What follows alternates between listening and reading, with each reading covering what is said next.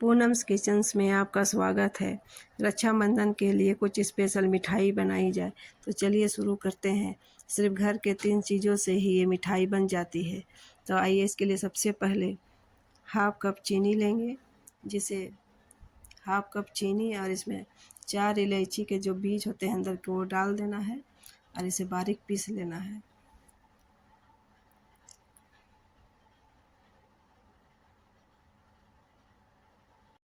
बारीक पिसी हुई चीनी में अगर गांठ है तो आप इसे छान भी सकते हैं। छान के आप इसे यूज कर सकते हैं। 1 से 2 चम्मच आपको गर्म दूध लेनी है। इसमें 8 से 10 आपको केसर डाल देनी है। इसे कुछ देर के लिए फूलने के लिए छोड़ देना है।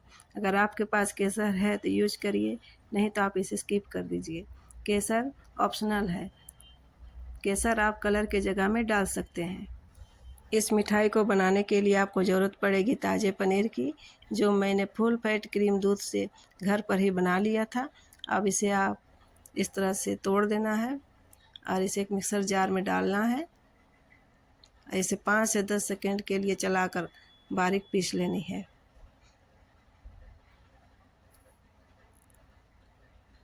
पनीर आप ताज़ा ही यूज करें, नहीं तो मिठाई में खट्टापन आ सकती है। इस तरह से आपको बारीक पीस लेनी है।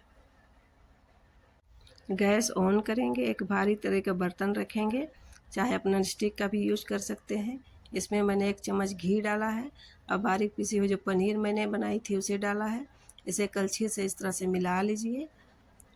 घी में पूरी तरह से इसे मिला लीजिए। अब मैं इसमें हाफ कप चीनी जो मैंने पीस के रखा था, उसमें से सिर्फ मैं 4 चम्मच ही चीनी का यूज कर रही हूँ। तो आप अपने हिसाब से, अपने स्वाद के अनुसार चीनी बढ़ा या घटा सकते हैं। मैंने इसमें 4 चम्मच चीनी डाला है, जो लगभग सही है। अब पनीर लगभग मेरे यहाँ 1 केजी दूध से 100 ग्राम के लगभग पनीर बन गई थी। तो आप अपने हिसाब से चीनी डाल सकते हैं। इस तरह से कलछी चलाते हुए दोनों को मिलाना है और इस तरह से पनीर और चीनी दोनों मिल के इस तरह से मेल्ट हो गए हैं।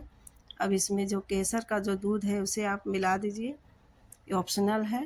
केसर का दूध डालने से यह है कि मिठाई में कलर डालने की ज़रूरत नहीं पड़ती है और टेस्ट भी अच्छा बनके निखरता है। तो इस तरह से मिठाई हमारी लगभग बन गई है। आपको लगभग 10 मिनट तक आपको इस तरह से कलछी चलाते रहना है, जब तक कि ये कढ़ाई से चिपकना बंद ना हो जाए। इस तरह से जब ये बन जाती है तो इस कढ़ाई से अपने आप ही छूटने लग जाती है।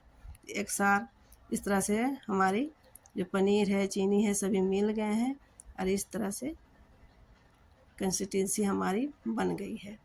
तो आपको भी इसी तरह से धीमी आंच में कलछी चलाते हुए आपको इसको लगातार चलाते रहना है और इस तरह से सभी को मिला लेना है।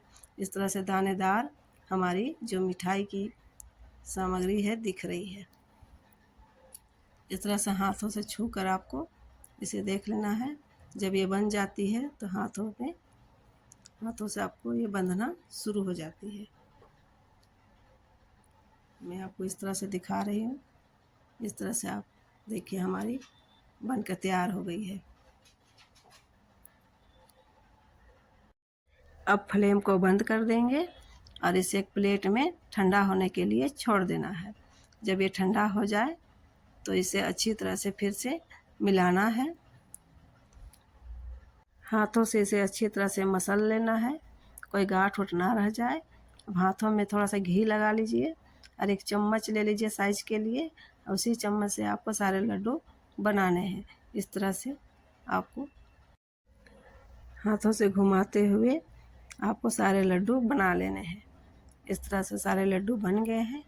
अब इसे चांदी वर्क या पिस्ता बादाम या बादाम से आप इसे डेकोरेट कर सकते हैं। अगर आपके पास अवेलेबल है तो आप इसे सजा सकते हैं, नहीं है तो आप ऐसे भी खा सकते हैं।